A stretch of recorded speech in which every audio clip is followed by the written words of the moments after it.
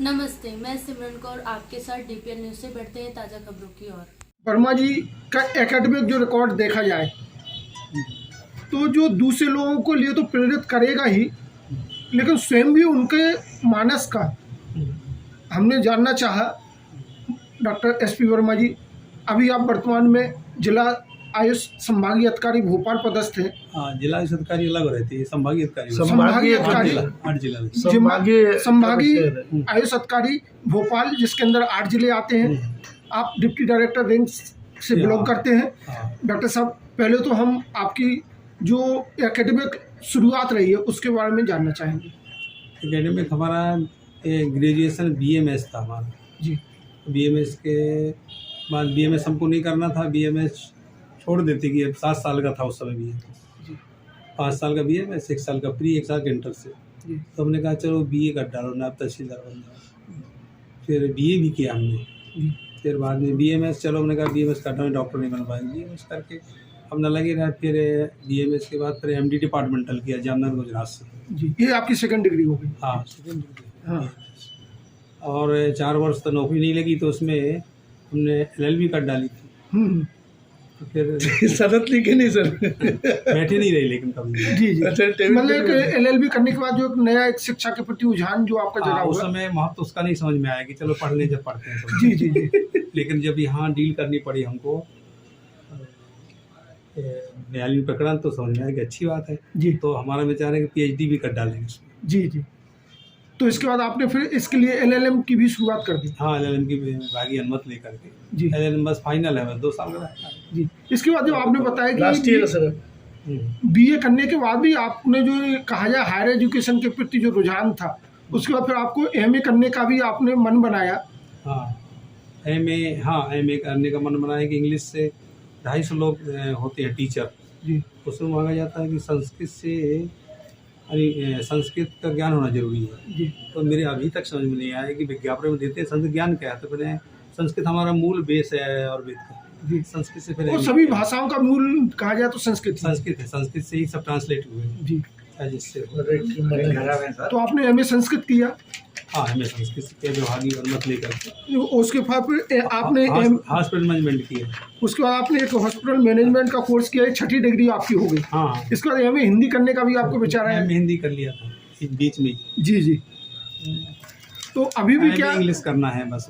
MA English के लिए, जिसके लिए आपकी पीएचडी हमारी और से हो गई डिपार्टमेंटल। जी। बीच में बैठे नहीं रहे, हम सिस्टमेटिक है उसके पास है। देखा जाए कि चूंकि आपने जैसा कहा कि जैसा आपने बताया कि तो बुंदेलखंड के आदमी में जीवटता बहुत होती है, और वो जीवटता किसी के प्रति भी हो सकती है।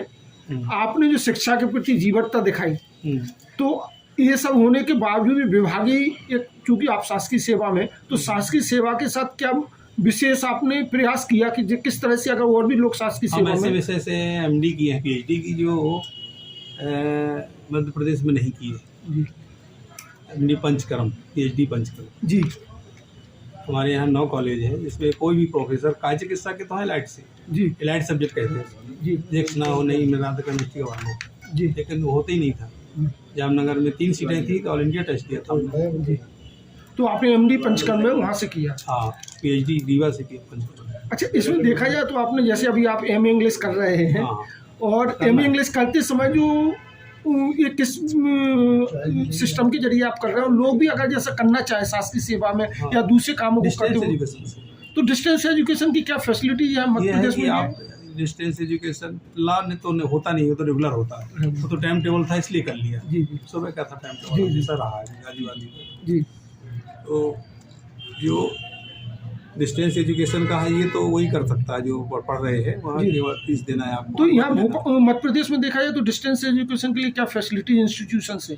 फैसिलिटी कोई व्यक्ति दे सकता है, शासकीय सेवा जी दे सकता है। तो यहाँ किस तरह के इंस्टीट्यूशन मध्य प्रदेश में है? मैं तो सागर से देता हूँ, है तो ग्रामोदय, क्योंकि सागर कुछ पहचान के लोग हैं तो अच्छा रहता है। ग्रामोदय मुक्त विश्वविद्यालय। हाँ। तो इस तरह के और भी क्या संस्थान है? गांधी ग्रामोदय विश्वविद्यालय, इस तरह के और भी संस्थान के मध्य प्रदेश में है? हाँ, है ना, भोज विश्वविद्यालय है, और आपका माखला चतुर्वेदी है।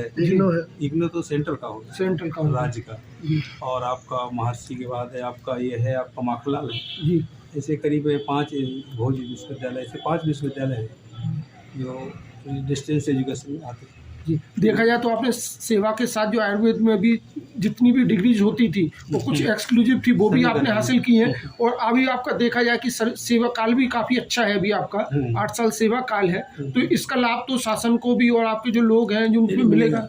मिलेगा, इसका लाभ बिल्कुल मिलेगा, क्योंकि जो जिसकी ज़रूरत है शासन लेगी तो बिल्कुल लाभ मिलेगा। और जो बाकी डिग्री है तो वो सिर्फ ऐसी डिग्री लेने के लिए नहीं है, क्योंकि आपकी उम्र के हिसाब से देखा है तो उसको कहीं ना कहीं हम इनपुट अपनी समझ फाइल को एक अच्छे अपने अधिकारी के सामने प्रस्तुत कर सके, इंग्लिश में अच्छे से डिस्कस कर सके। ये कमिटमेंट है आपका। बस हमारा यही लास्ट का हुआ है, इसलिए इंग्लिश में करना। उम्मीद करें कि हमारे डॉक्टर SP वर्मा संभागीय आयुष अधिकारी भोपाल अन्य लोगों के लिए भी, विशेषकर जो सेवारत है, शासकीय सेवारत है, उनके लिए भी प्रेरणा बन के उभरे और लोग अपनी एकेडमिक लाइफ को भी जी सकें। बहुत बहुत धन्यवाद।